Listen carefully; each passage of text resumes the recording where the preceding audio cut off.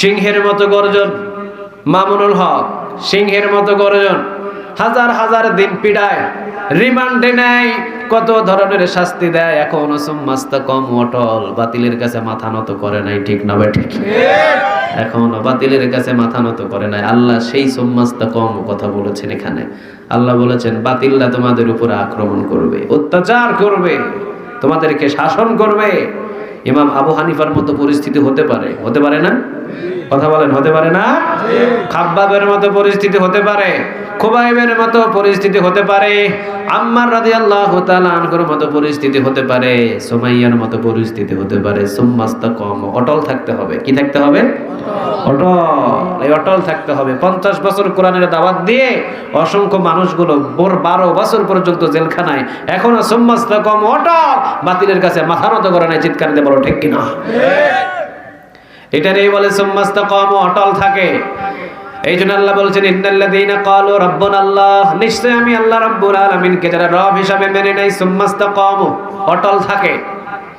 রাতের 1টা বাজে যখন হাতের ভিতরে চিঠি এলো, আগামীকালকে আপনি দুনিয়া থেকে বিদায় হয়ে যাবেন। আচ্ছা, বিদায় হয়ে যাবে, যাক।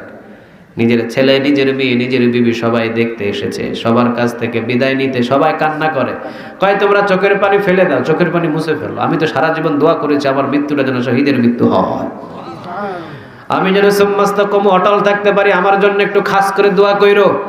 সবাইরে বিদায় দিয়ে দিলেন। নিজের তাওবা নিজে, নিজের পোশাক নিজে, নিজের ওযু নিজে, নিজের গোসল নিজে করে ফাঁসির মঞ্চে উঠে দুনিয়া থেকে বিদায় হয়ে গেছেন। বাতিলের কাছে মাথা নত করে নাই। ঠিক না? ঠিক।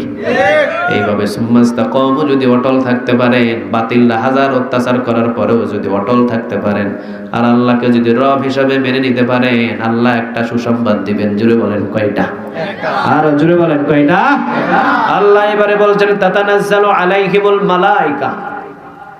আল্লাহ বলছেন তোদের সামনে মৃত্যুর আগ মুহূর্তে তোদের সামনে আমি একদল ফেরেশতা পাঠিয়ে দিব। ওই ফেরেশতারা এসে তোদের কানে কানে বলবে আল্লাহ তাখাফু, তোর কোনো ভয় নাই। এক কানে বলবে তোর কোনো কি নাই? ভয় নাই, তুই ভয় করিস না। ওয়ালা তাহজানু, আরেক কানে বলবে তোর কোনো চিন্তাই নাই। ওয়াবশিরু বিল জান্নাহ, এই যে দেখ আল্লাহ এই জান্নাতটা মৃত্যুর পরে তোর জন্য ব্যবস্থা করে রেখে দিয়েছে। এই জান্নাতটা যখন দেখবে তখনই সে মুস্কি একটা হাসি দিবে, আর ওই মুস্কি হাসির ভিতরে রূহটাকে সেকেন্ডের ভিতরে বাহির করে নেবেন তিনি কে? মুস্কি হাসি অবস্থায় মৃত্যু হয়ে যাবে। আর অসংখ্য মানুষ মৃত্যুর সময় বানরের মতো চেহারা হয়ে যায়। ঠিক না? কালো কুচ্ছিত হয়ে যায়। আর যারা সুম্মাস্তাকাম অটল থাকে তাদের মৃত্যুর আগে রাসূল বলছেন মুস্কি হাসি দিয়ে তারা বিদায় হয়ে যায়। এই মৃত্যু সবাই পায় না। আল্লাহ ওই মৃত্যু আমাদের দান করে দিও, আমিন। আরো জোরে বলেন আমিন, আমিন। তাহলে জান্নাতে যাওয়ার জন্য আরেকটা রাস্তা দিলেন, তিনি কে? আল্লাহ। ইন্নাল্লাযীনা ক্বালু রাব্বুনাল্লাহ, যারা আল্লাহকে রব হিসাবে মেনে নেয়, সুম্মাস্তাকামু অটল থাকে, তাতানাজ্জালু আলাইহিমুল মালায়েকা, ফেরেশতা পাঠানো হয় মৃত্যুর পূর্বে। আল্লাহ তাখাফু, তাদেরকে বলা হয় ভয় করিস না, ওয়ালা তাহজানু, চিন্তিত হোস না, ওয়াবশিরু বিল জান্নাহ, জান্নাতটা তোর জন্য আল্লাহ ব্যবস্থা করে রেখে দিয়েছে। মৃত্যু হতে দেরি হবে, জান্নাতের স্বাদ ভোগ করতে তোর দেরি হবে না। সুবহানাল্লাহ। জান্নাতটা দেখেই মুস্কি হাসি দেয়। এখন আল্লাহ বলছেন ইন্নাল্লাযীনা ক্বালু রাব্বুনাল্লাহ, যারা আমি আল্লাহকে রব হিসাবে মেনে নেয়। এখন আল্লাহ বলছে আমাকে রব হিসাবে মানতে হবে 6 জায়গায়। কয় জায়গায়? সবাই বলেন কয় জায়গায়? 6 জায়গায়। এটা আলোচনা করতে লাগলে দীর্ঘ লম্বা সময়ের দরকার। কোনোদিন যদি সুযোগ হয় আমরা আলোচনা করবো ইনশাআল্লাহ। আমরা শুধু আজকে জেনে যাবো যে 6 জায়গাটা কি কি। আল্লাহ বলছেন 6 জায়গায় আমাকে রব হিসাবে মানতে হবে। নবী বললেন, নবী জানিয়ে দেন 6 জায়গায় রব হিসাবে মানতে হবে আমাকে। জোরে বলেন কয় জায়গা? একটা হলো ব্যক্তিগত জীবনে আমাদের রব কয়জন? আরো জোরে বলেন কয়জন? ব্যক্তিগত জীবনে যদি আল্লাহরে রব হিসাবে মানি, বাবার কাছে কোনো কিছু চাওয়া যাবে না, মাজারে কোনো কিছু চাওয়া যাবে না, মাজারে সেজদা দেওয়া যাবে না। কারণ ব্যক্তিগত জীবনে আমাদের রব কয়জন? তিনি কে? গোলামি হবে কার? ওয়াবুদুল্লাহ, ইবাদত হবে আল্লাহর। লা তুশরিক বিল্লাহি শাইআ, খবরদার শিরক করা যাবে তার সাথে কখনো শিরক করা যাবে না। এই জন্য আল্লাহ বললেন ব্যক্তিগত জীবনে আমার যত চাহিদা, যত আমল, সবগুলো আল্লাহর জন্য হবে, কারণ তিনি আমার রব। আমার রব হলেন আল্লাহ, তিনি ছাড়া আর আমার কোনো রব পৃথিবীতে নাই। দ্বিতীয় নাম্বার, পারিবারিক জীবনে আমাদের রব কয়জন? পারিবারিক জীবনে আমার রব কয়জন? আমাদের পারিবারিক জীবনে আমার রব যদি আল্লাহ হয়, তাহলে আজ থেকে যারা মা বাবার সাথে নাফরমানি করছেন, নাফরমানি করা যাবে না। কারণ মা বাবার খেদমত করা, ইহসান করা, এই হুকুমটা দিয়েছেন তিনি কে? আল্লাহ। মা যদি একটু দোয়া করে আল্লাহর জান্নাতে পৌঁছে যাবেন। জানেন, পৃথিবীর সমস্ত পীর সাহেব, গাজী সাহেব, উস্তাদ সাহেব, এরপরে ওয়াইজিন, তাফসীরকারক, সবাই এক পাল্লায় দেন, আর মায়ের বিসমিল্লাহর ফু যদি এক পাল্লায় দেয়, ওইটা আল্লাহর আরশে গিয়ে ধাক্কা লেগে যায়। পারিবারিক জীবনে যদি আমার রব আল্লাহ হয়, তাহলে পারিবারিক জীবনে হুকুমটা মানতে হবে কার? তাহলে আপনার বিবি কখনো বেপরদা করে বাহিরে যেতে পারবে? আপনার বোন কলেজে বেপরদায় যাইতে পারবে? কারণ পারিবারিক জীবনে রব মানবো কারে? আপনার বিবি বেনামাজি থাকতে পারবে? ঘরের ভিতরে ডিসেন্টিনিয়ার থাকতে পারবে? কারণ ওইটা হলো শয়তানের বাক্সা, ঠিক না বেঠিক? জি বাংলা, স্টার জলসা, এগুলো শয়তান, এগুলো শয়তানি শেখা, এগুলো কখনো থাকতে পারবে? পারিবারিক জীবনে যদি আল্লাহকে আপনি রব মানেন, হুকুম মানতে হবে কার? ওই পারিবারিক জীবন। আপনার বিবি পর্দা ছাড়া ঘোরাফেরা করবে, ওটা কি পারিবারিক জীবনে আল্লাহর হুকুম হলো? কথা বলেন, হলো না? আমি ব্যক্তিগত জীবনে, পারিবারিক জীবনে রব হিসাবে আল্লাহ রাব্বুল আলামিনকে মানলাম। 3 নম্বরে সামাজিক জীবনে আমাদের রব কয়জন? সবাই বলেন কয়জন? খবরদার, সামাজিক জীবনে আমাদের রব হলেন আল্লাহ। এই সমাজের ভিতরে যদি গানের কনসার্ট হয়, বাধা দিতে হবে। কি দিতে হবে? বাধা দিতে হবে। যদি নর্তকী নাচানো হয়, বাধা দিতে হবে। গাজার আসর হয়, বাধা দিতে হবে। আর যদি কোরআনের মাহফিল হয়, মাদ্রাসা হয়, মসজিদ হয়, সেখানে ঝাঁপিয়ে পড়তে হবে, ঠিক কিনা? ভালো কাজে ঝাঁপিয়ে পড়তে হবে, আর খারাপ কাজে সবসময় ওটার বিরোধিতা করতে হবে। কারণ সামাজিক জীবনে আমাদের রব কয়জন? একজন। এরপরে 4 নম্বরে অর্থনৈতিক জীবনে আমাদের রব কয়জন? তাহলে ঘুষ খাওয়া যাবে না, কারণ অর্থনৈতিক জীবনে রব কে? আল্লাহ। কি ঘুষের পক্ষে না বিপক্ষে? সুদ খাওয়া যাবে না, চুরি করা যাবে না, টাকা পয়সা চুরি করা যাবে না। এরপরে কোন জায়গায় মিথ্যা কথা বলে কখনো ব্যবসা বাণিজ্য করা যাবে না। আবার খাবারের ভিতরে ভেজাল দিয়ে বেশি দাম দিয়ে বিক্রি করা যাবে না। সাবধান হন কিন্তু। এরপরে 5 নম্বরে রাষ্ট্রীয় জীবনে হলো আমাদের রব হবেন আল্লাহ। আল্লাহকে যদি রাষ্ট্রীয় জীবনে রব হিসাবে মানি, তাহলে কোরআন যাবে পার্লামেন্টে, ঠিক না ঠিক? কোরআন কোথায় যাবে? পার্লামেন্টে। রাষ্ট্রীয় জীবনে যদি রব হিসাবে আল্লাহকে না মানেন, কিয়ামতের দিন জবাব নেবে একজন, তিনি কে? আল্লাহ বলবে, আচ্ছা তোরা যে ক্ষমতা চেয়ারে বসাইছিলাম তোদেরকে, তোরা বল ব্রিটিশের আইন কি ভালো ছিল না আমার আল্লাহর কোরআনের আইন ভালো ছিল? প্রথম প্রশ্নে কায়েত। প্রথম প্রশ্নে কি? কায়েত। আল্লাহ যদি বলে ব্রিটিশের আইন ভালো ছিল, অমুকের আইন ভালো ছিল, তমুকের আইন ভালো ছিল, নাকি আমি আল্লাহর কোরআনের আইনটা ভালো ছিল, তুই কোনটাকে সাপোর্ট করতি? তুই কোনটাকে সাপোর্ট করতে? আগে এইটার উত্তর দে। এইটার উত্তর যদি না দিতে পারে প্রথমটাতে, বাস কাজ শেষ। এই জন্য আপনি যতটুকু মানতে পারেন আর না পারেন, কোরআন পার্লামেন্টে যাক আর না যাক, কোরআনের বিরুদ্ধে কখনো কোনো কথা বলা যাবে? যে কোনো ইসলামী দলের সাথে লাইগা থাকেন, হয় চরমনার সাথে লাইগা থাকেন, না হলে জামাত ইসলামের সাথে লাইগা থাকেন, যে কোনো ইসলামী একটা দলের সাথে লেগে থাকেন, হয় হেফাজতে যান, হয় যে কোনো ইসলামী দলের সাথে লেগে থাকেন, যেখানে সুন্নাত আছে, যেখানে আল্লাহর কোরআনের বিধান পার্লামেন্ট পর্যন্ত নিয়ে যেতে চায়, যে কোনো একটা ইসলামী দলের সাথে লেগে থাকেন, অন্তত কিয়ামতের দিন জবাব দিতে পারবে, আল্লাহ কোরআন তো নিয়ে যেতে পারি নাই, কিন্তু হায়াত পর্যন্ত চেষ্টা করেছি, ঠিক কিনা? বাস এতটুকু উত্তর দিতে পারলে অন্তত বাঁচার একটা রাস্তা আছে না নাই?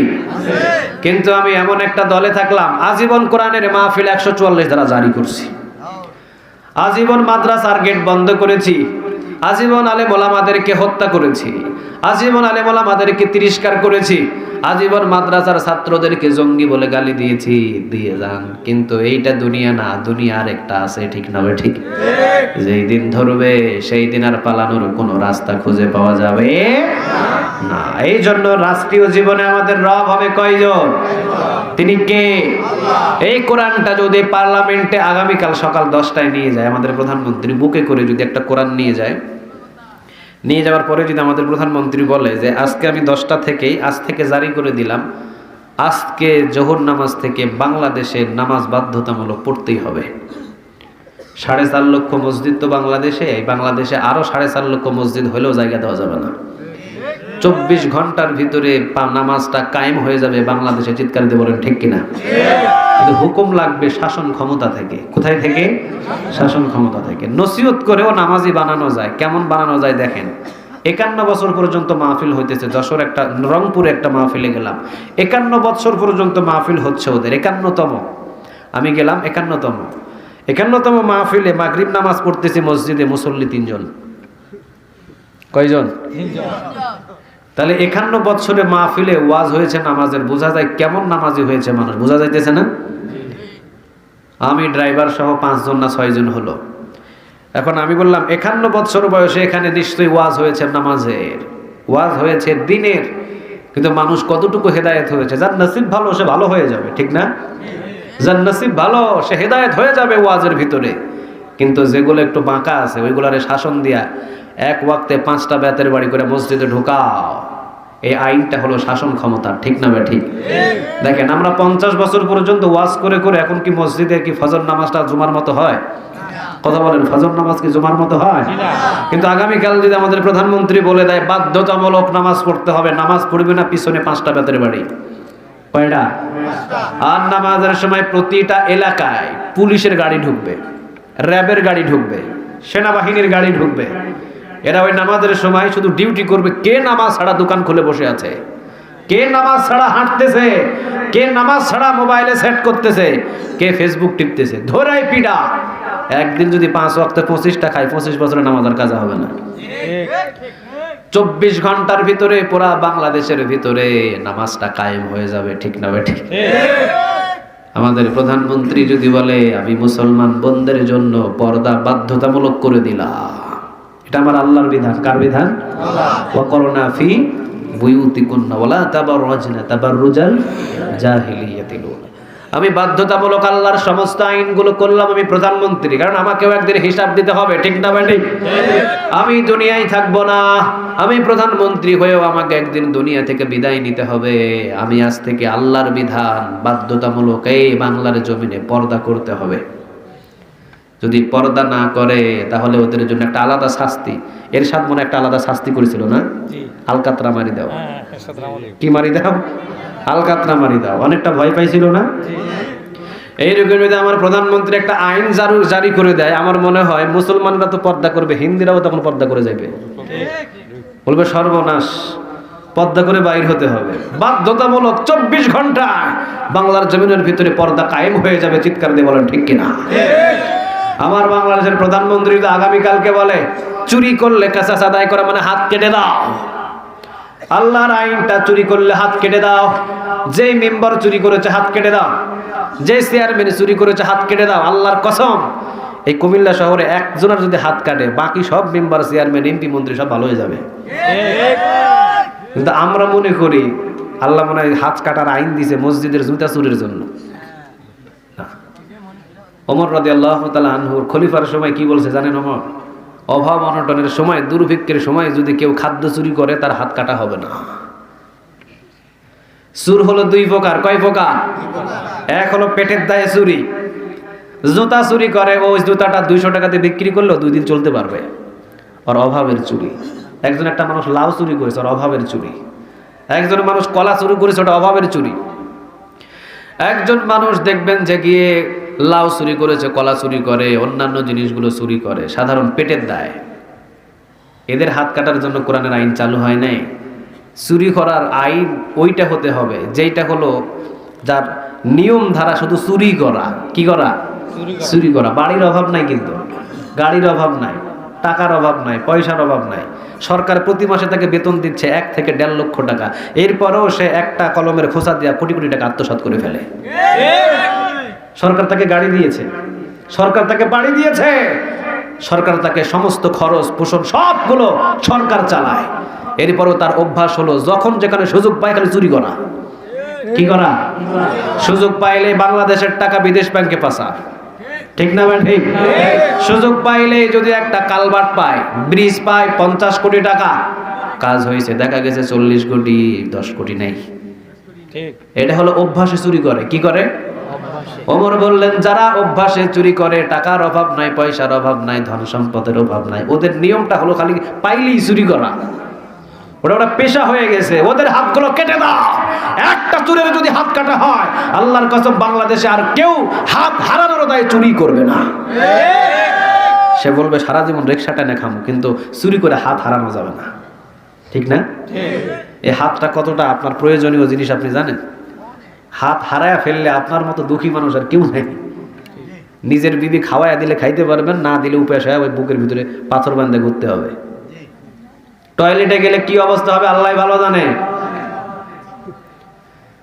সে বলবে সর্বনাশ, ছেলের জন্য মেয়ের জন্য বেগম পাড়ায় কানাডায় বাড়ি বানানোর জন্য চুরি করতাম না, প্রয়োজনে তোরা ভিক্ষা করে খা, কিন্তু দুইটা হাত হারানো যাবে না। ঠিক না ভাই? ঠিক।